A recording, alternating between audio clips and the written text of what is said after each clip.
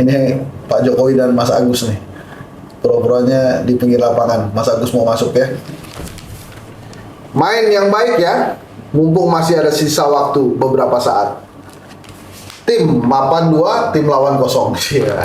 Jadi sebetulnya kalau pendukung hak angket itu dikumpulkan, mereka lebih unggul jauh dibandingkan koalisi Pak Prabowo 314 melawan 261 kursi. Kesempatan publik mendapatkan pemimpin secara jujur dan adil pun tertutup.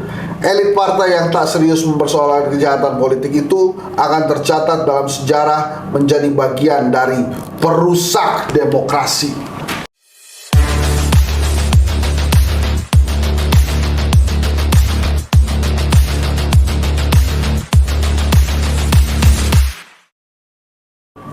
Assalamualaikum warahmatullahi wabarakatuh, teman-teman semua. Ini hampir 2 minggu after kita pencoblosan. Pada saat rekaman ini direkam sama Mas Ucu, ya. Kita baca-baca Tempo dulu ya. Nampaknya para narasumber saya masih pada berseliweran keluar kota ya pasca pencoblosan. Ada yang cuti, ada yang persiapan mau Ramadan dan lain-lain. Ini Tempo terbaru. Gambarnya lihat.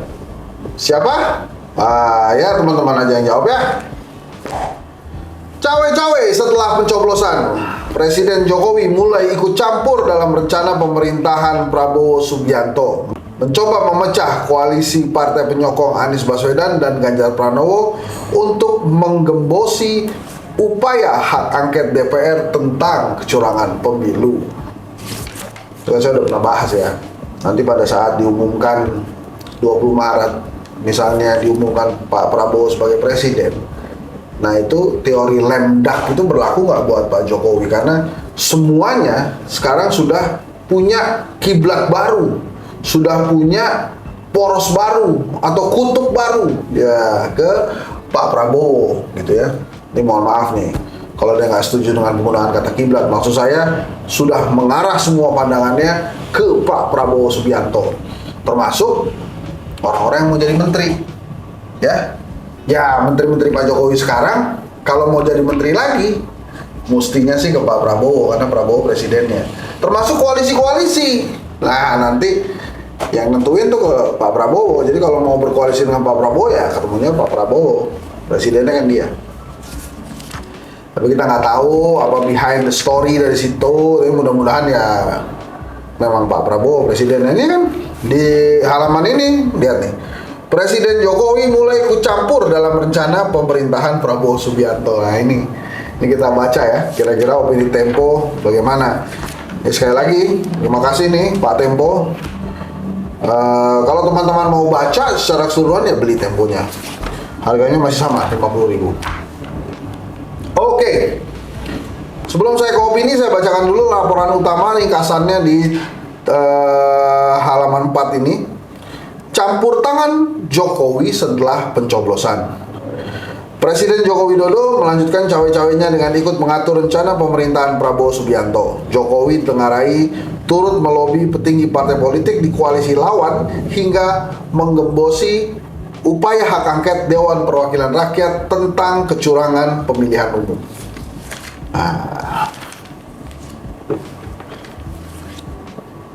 Ini kelihatan ya? Ini Pak Jokowi dan Mas Agus nih. Pura-puranya di pinggir lapangan. Mas Agus mau masuk ya. Main yang baik ya. Mumpung masih ada sisa waktu beberapa saat. Tim mapan 2, tim lawan kosong. Iya. Lumayan kata wasitnya ya.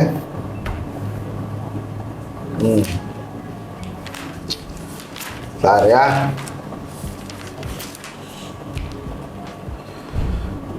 Wah, ini ada foto aksi Kamisan, Kamis ke-806. Aktivis jaringan solidaritas korban untuk keadilan menggelar aksi Kamisan ke-806 dengan tema Adili Jokowi dan Jenderal Pelanggar HAM di seberang Istana Merdeka, Jakarta 22 Februari 2024. Para aktivis menuntut Presiden Joko Widodo yang masa jabatannya berakhir Oktober tahun ini membuktikan janji-janjinya menghapus impunitas dan menuntaskan kasus pelanggaran hak asasi manusia secara adil. Nah, ini kita lihat ada gambar Presiden Jokowi baru nih, kalau saya nggak salah di Kamisan ada fotonya Pak Jokowi ya. Nah, ini sekarang kita lihat. Joko Widodo bertanggung jawab atas impunitas pelanggaran HAM berat. Oke.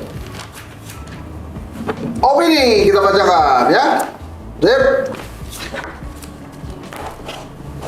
Opini. Godaan hak angket kecurangan Pilpres. Berbagai kecurangan dalam pemilihan presiden 2024 seharusnya lebih dari cukup untuk jadi alasan bagi Dewan Perwakilan Rakyat mengajukan hak angket.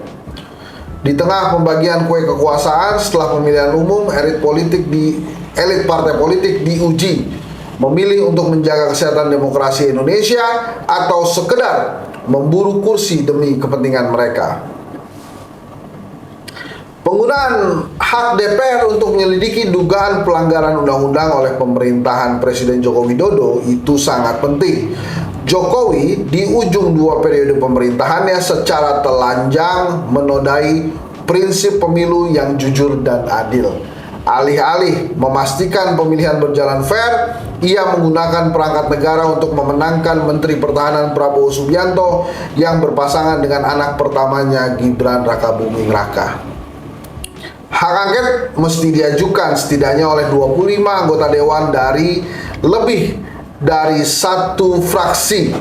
Usulan ini mesti disetujui separuh lebih peserta rapat paripurna yang dihadiri setengah lebih jumlah anggota dewan. Secara teori, dengan komposisi saat ini syarat tersebut bisa dipenuhi dengan mudah. Apalagi gabungan koalisi pendukung Anies Baswedan Muhaimin Iskandar, yaitu Partai Nasdem, Partai Kebangkitan Bangsa, dan Partai Keadilan Sejahtera, serta pengusung Ganjar Pranowo Mahfud MD, yakni PDI Perjuangan dan Partai Persatuan Pembangunan menguasai 314 kursi Senayan. Jumlah itu melebihi koalisi pendukung Prabowo, yaitu Partai Gerindra, Partai Golkar, Partai Amanat Nasional, dan Partai Demokrat yang dengan 261 kursi. Jadi sebetulnya kalau pendukung hak angket itu dikumpulkan, mereka lebih unggul jauh dibandingkan koalisi Pak Prabowo 314 melawan 261 kursi. Rekayasa politik dilakukan jauh sebelum hari pemungutan suara 14 Februari 2024. Setidaknya proses itu berawal dari putusan Mahkamah Konstitusi yang mengubah persyaratan calon dan memungkinkan Gibran maju sebagai calon wakil presiden. Majelis Kehormatan Mahkamah Konstitusi memutuskan Ketua MK Anwar Usman melanggar etik dan memerintahkan pencopotan adik ipar Jokowi itu dari jabatannya. Dengan kehormatan penyelenggara pemilu juga menyatakan Ketua Komisi Pemilihan Umum Hashim Asyari dan anggotanya melanggar etik. Mereka menerima pencalonan Prabowo Gibran sebelum peraturan di penyelenggara pemilu itu diubah. 2 pelanggaran etik yang serius itu membuat pemilihan presiden cacat integritas dari awal. Jokowi kemudian melibatkan aparat dan program negara untuk memuluskan pemenangan calon presiden yang mendapatkan keuntungan dari perubahan-perubahan aturan itu. Pasangan Prabowo Gibran sudah hampir dipastikan bakal memimpin pemerintahan mendatang. Hingga tulisan ini dipublikasikan, mereka memperoleh 58% suara. Koalisi Anies Muhaimin dan Ganjar Mahfud bisa mengajukan gugatan sengketa hasil pemilihan ke Mahkamah Konstitusi. Namun selisih suara yang sedemikian besar membuat langkah hukum ini menemui tembok tebal untuk mengubah hasil akhir pemilihan. Dengan demikian, jalan politik merupakan pilihan realistis untuk membuktikan berbagai cacat sepanjang proses pemilihan.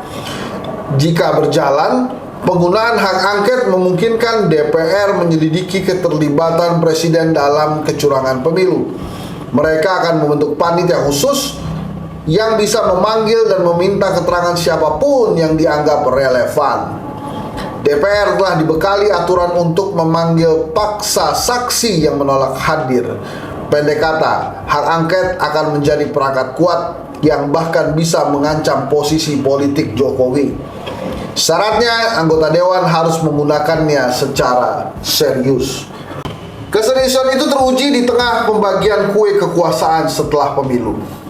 Presiden Jokowi telah memasukkan Partai Demokrat ke pemerintahan dengan menjadikan ketua umumnya Agus Harimurti Yudhoyono sebagai Menteri Agraria dan Tata Ruang, Kepala Badan Pertanahan Nasional. Koalisi Prabowo Gibran juga hampir dipastikan mengajak partai anggota koalisi lain untuk bergabung dengan pemerintahan mendatang atas nama stabilitas politik.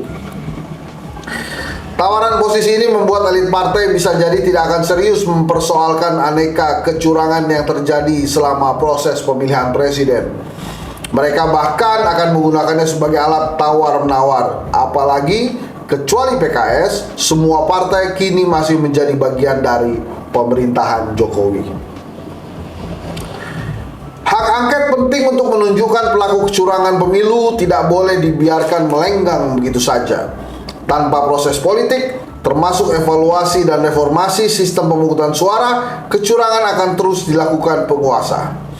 Kesempatan publik mendapatkan pemimpin secara jujur dan adil pun tertutup. Elit partai yang tak serius mempersoalkan kejahatan politik itu akan tercatat dalam sejarah menjadi bagian dari perusak demokrasi. Ya, itu tadi. Ini ada juga nih akal bulus merangkul Agus ya. Jokowi mengangkat AHY sebagai Menteri Agraria Tata Ruang menanam pengaruh pada pemerintahan mendatang. Nah, itulah. Nanti teman-teman baca ya. Apa, Jok? Presiden tanpa masa pensiun.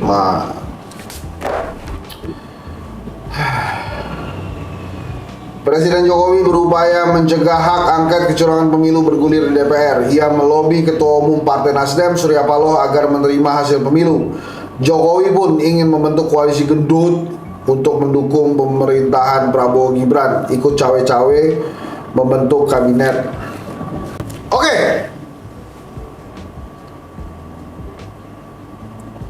Komentar Mas Gibran coba bacain ya.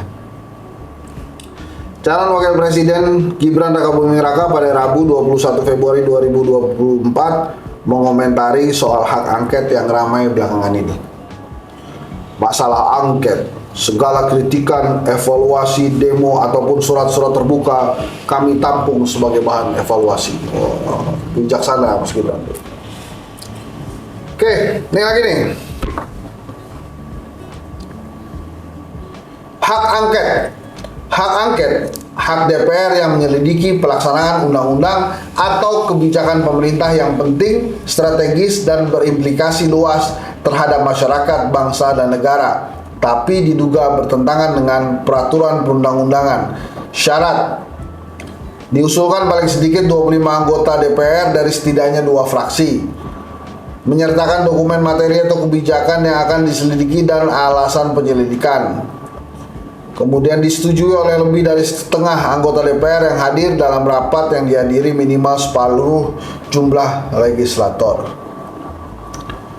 Menjegal hak angket pertama kali dikemukakan calon Presiden Ganjar Pranowo pada Senin 19 Februari 2024. Rencana penggunaan hak angket kecurangan pemilihan umum 2024 kini mulai dibahas serius. Presiden Joko Widodo berupaya membendungnya. Salah satu caranya adalah melobi Ketua Umum Partai Nasdem Surya Paloh agar menerima hasil pemilu. Manuver Jokowi pra-pemilu diduga mengerahkan lembaga negara untuk memenangkan Prabowo Subianto Gibran Rakabuming Raka. Mendesak agar pencairan bantuan sosial dipercepat. Menyalurkan bansos secara langsung untuk mendapatkan simpati publik. Menyambangi daerah yang didatangi Ganjar Pranowo. Mengatur penempatan pejabat kepala daerah yang bisa memenangkan Prabowo Gibran. Wah. Pasca pemilu, berupaya mencegah bergulirnya hak angket di Dewan Perwakilan Rakyat, menginstruksikan Prabowo agar mendekati tokoh-tokoh politik, menugasi Menteri Investasi Bahlil Lahadalia menemui Ketua Umum Partai Nasdem Surya Paloh, melobi Ketua Umum Partai Nasdem Surya Paloh agar menerima hasil pemilu. Disebut menitipkan Pratikno untuk menjaga Gibran di pemerintahan Prabowo. Berencana menyatukan partai-partai dalam koalisi besar. Daftar kecurangan pemilu 2024. Ini kata Tempo ya.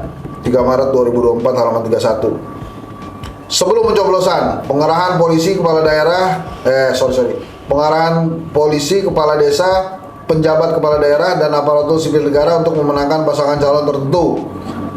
Pembagian bantuan sosial yang masif sebelum pencoblosan untuk memenangkan calon tertentu. Intimidasi terhadap kepala desa.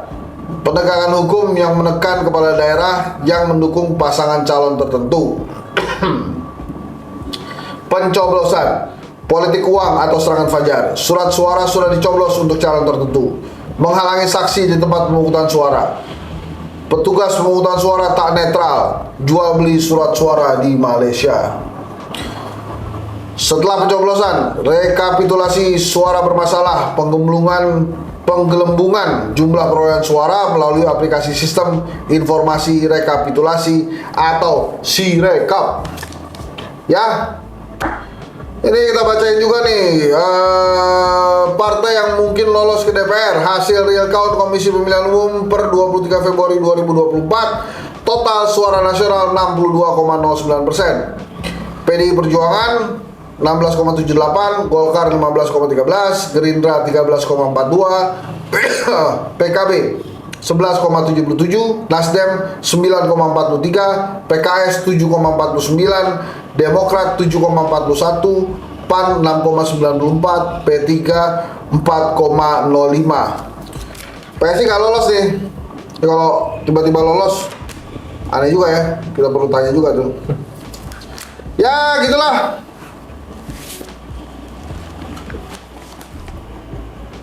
Nah, menarik nih. Jadi teman-teman kalau mau tahu lengkap, baca dan beli ya. Ini menarik nih, kalau teman-teman beli ada wawancara dengan Ketua KPU.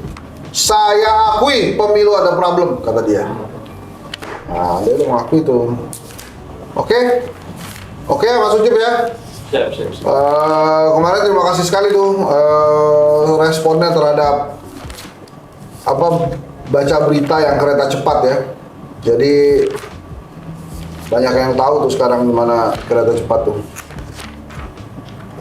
Oke teman-teman, terima kasih. Assalamualaikum warahmatullahi wabarakatuh.